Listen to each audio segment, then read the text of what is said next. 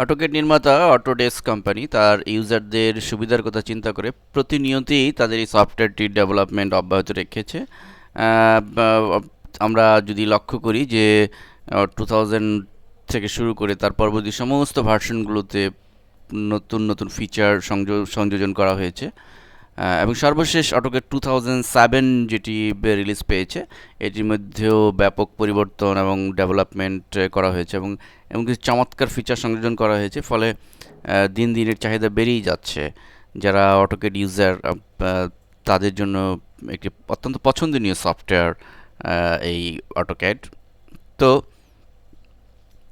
আমরা বিস্তারিতভাবে অটোক্যাড 2007-এ নতুন যে সমস্ত ফিচার যোগ করা হয়েছে তার প্রয়োজনীয় ফিচারগুলো আমরা আপনাদেরকে আলোচনা করব।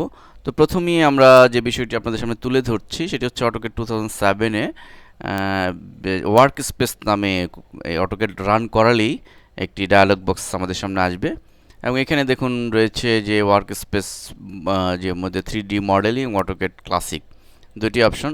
তো মূলত 3D মডেলিং নির্বাচন করে যদি আমরা ওকে বাটনে ক্লিক করি তাহলে আমাদের 3D মডেলিংয়ের জন্য যে সমস্ত সেটিংস করা দরকার, অর্থাৎ আমরা পরবর্তী ভার্সনে 3D এনভায়রনমেন্টে কাজ করার জন্য অনেক 3D টুল নিয়ে আমাদের সেটিং করতে হতো এবং 3D অনেক এডিটর অনেক উইন্ডো আমাদের নিয়ে এসে সেটিং করে আমাদের কাজ করতে হতো। কিন্তু এই ভার্সনে তার কিছুই প্রয়োজন হবে না। শুধু আমরা যদি 3D modelling settings 3D modelling select করে ওকে বাটনে ক্লিক করি তাহলে আমরা লক্ষ্য করব যে অটোক্যাড নিজেই 3D এনভায়রনমেন্টে কাজ করার জন্য নিজেই সমস্ত সেটিংস অটোমেটিকলি করে দিবে, যা কিন্তু একটা ব্যাপক পরিবর্তন বা বিশেষ একটা ফ্যাসিলিটিস অটোক্যাড ইউজারদের জন্য। এবং অটোক্যাড ক্লাসিক নির্বাচন করে কাজ করলে আমরা যদি পূর্ববর্তী ভার্সনে যেরকম ছিল সেরকম এনভায়রনমেন্ট নিয়ে আমরা কাজ করতে চাই তাহলে ক্লাসিক নির্বাচন করব। তো আমরা 3D মডেলিং সিলেক্ট করে ওকে বাটনে ক্লিক করছি।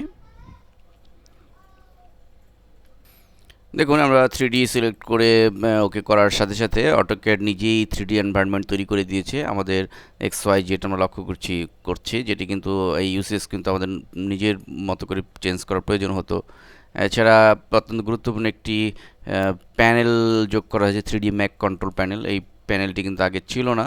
তো আমরা 3D এনভায়রনমেন্টে চলে যাওয়ার সাথে সাথে এই অটোমেটিক আমাদের সামনে এটি কিন্তু চলে এসেছে। এতে আমরা অনেক সুবিধা আমরা এখান থেকে পাবো। এখান থেকে যে কোনো ধরনের আমরা যদি চাই ওয়েস, কোণ ইত্যাদি জাস্ট ক্লিক করে করে আমরা এগুলো তৈরি করতে পারবো। আমি পরবর্তী অধ্যায় সম্পর্কে আলোচনা করেছি এবং অন্যান্য 3D এনভায়রনমেন্টে কাজ করার যে সমস্ত কমান্ড রয়েছে, সাবট্রাক্ট, ইউনিয়ন ইত্যাদি, ইন্টারসেক্ট, সব কমান্ডগুলো আমরা একেবারে চোখের সামনে পাচ্ছি। এছাড়া আমরা নিচের কম্বো বক্সে এখান থেকে আমাদের ভিউ পোর্ট চেঞ্জ করতে পারছি। এখানে সাউথ ইস্ট আইসোম্যাটিক, সাউথ ইস্ট আইসোম্যাটিক ইত্যাদি ভিউ পোর্টগুলো কিন্তু একটা গ্ল্যান্সে চোখের সামনেই আমাদের রয়েছে।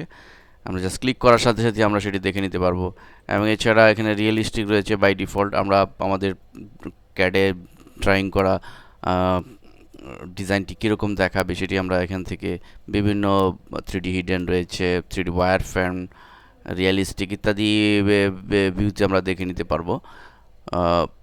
তো মোট কথা অটোক্যাড 2007-এর 3D এনভায়রনমেন্টকে খুবই স্বাচ্ছন্দ্যময় করা হয়েছে, যা কিনা আমাদের প্রফেশনাল কাজ করতে খুবই সাহায্যকারী ভূমিকা রাখবে।